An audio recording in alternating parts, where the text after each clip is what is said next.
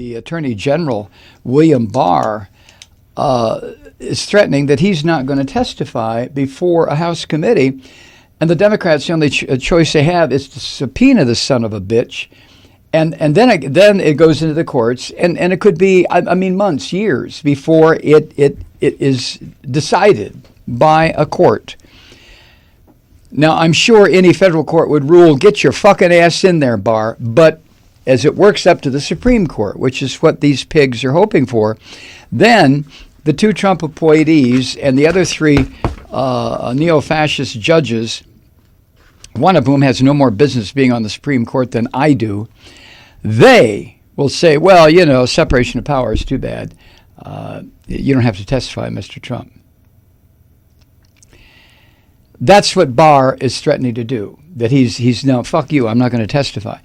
Barr is the latest in a whole chain of these dirty fascist pigs, especially that little Nazi Jew, Stephen Miller. They're all saying the same thing. We're not going to testify, fuck you, no records, no tax returns, no nothing, fuck you. You do understand what this is. I mentioned this last week. This is how you set the foundation for a dictatorship. When you render a branch of government designed not solely, but designed importantly to be a check on the executive. Because the executive, the framers knew eventually we would have somebody in the position of president who would be a fucking insane maniac who would try to take the country into a monarchical situation. I guess they didn't have fascism back in the day, right? So that was the reason, the check and balance. Three co-equal branches of government. The Supreme Court is fucked. They're gone. They will forever, for your lifetime, and probably your children, they're going to be a sinkhole of right-wing neo-fascist decisions. There's no way to get around it now, thanks to that bastard Mitch McConnell. It's a different topic.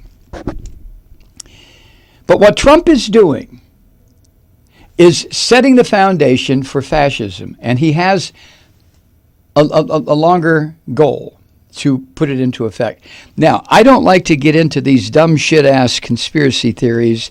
I really don't.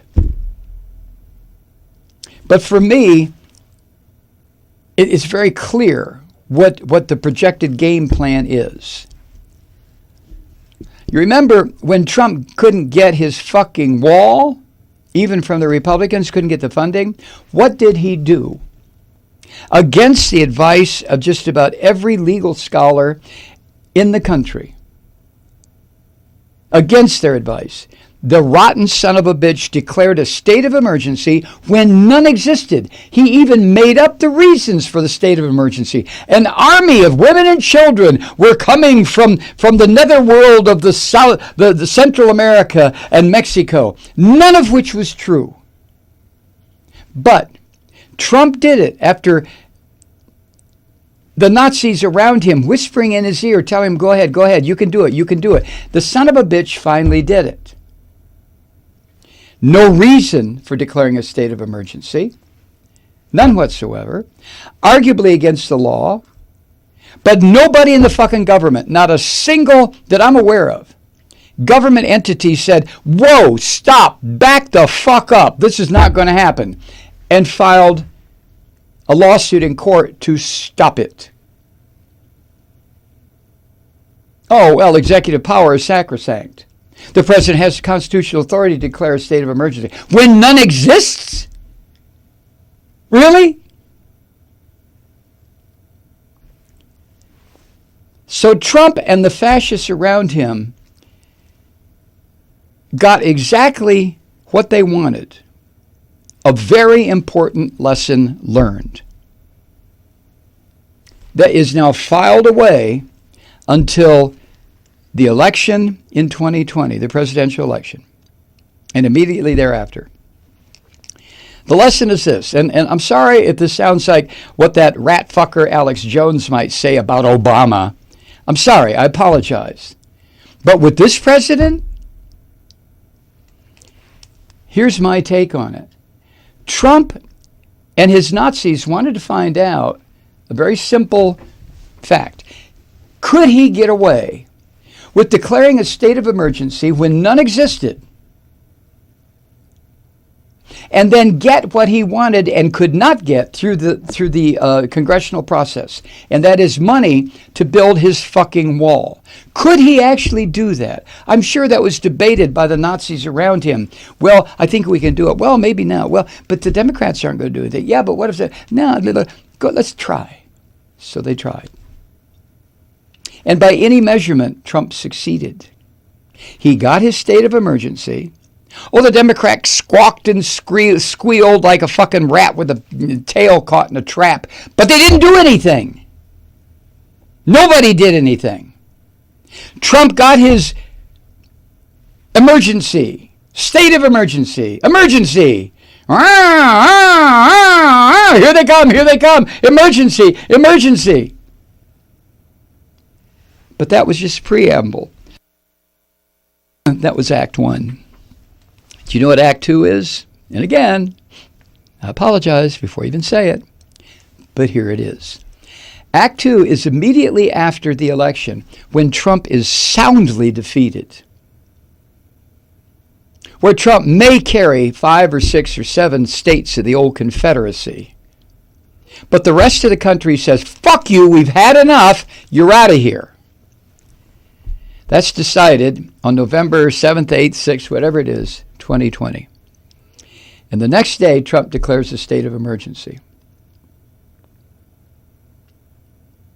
And he informs the American public that the state of emergency is so severe, he'll come up with something, that he's sorry, he's terribly sorry, but he's not going to be able to relinquish the presidency while there's a state of emergency. I mean, what would you have me do? I'm the president of the United States. I've got to lead, and there's a state of emergency. I can't just walk away and leave everybody just floundering with this state of emergency. And he refuses to vacate the presidency. Then what?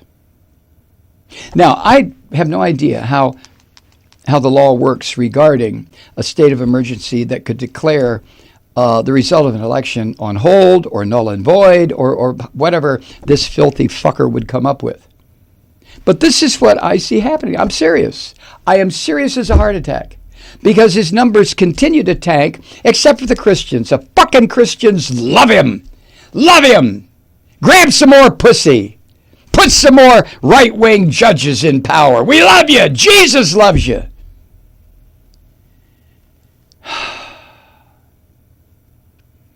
Or as Mike Pence would say, God wanted Donald Trump to be president.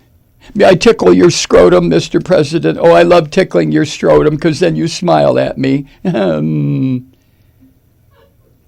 you get the understanding that I think Mike Pence is a fucking whore? No offense to real sex workers. So, what happens when Trump says, state of emergency, state of emergency, state of emergency. No, I can't leave you, I can't leave you. Then what? Then what?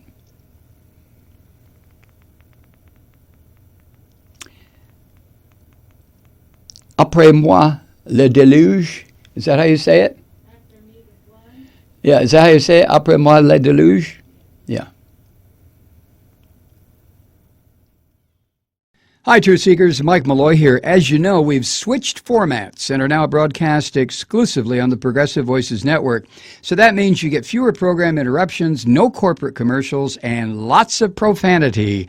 But our format change also means some of our radio listeners no longer hear the program. It's been a while since I mentioned our podcasts, so you may have forgotten that there is a way to listen to this program anytime you need a good dose of screaming. Visit MikeMalloy.com and subscribe to our podcasts. You have your choice. You can listen to the ranting with the audio podcast or listen and watch me lose control with a video podcast subscription. As a podcast subscriber, you can download the program to your mobile device and take me with you wherever you go. And if you have a friend who needs a dose of truth-seeking, you can give a gift subscription as well. That's MikeMalloy.com, and never miss a minute of the uncensored fun and frivolity.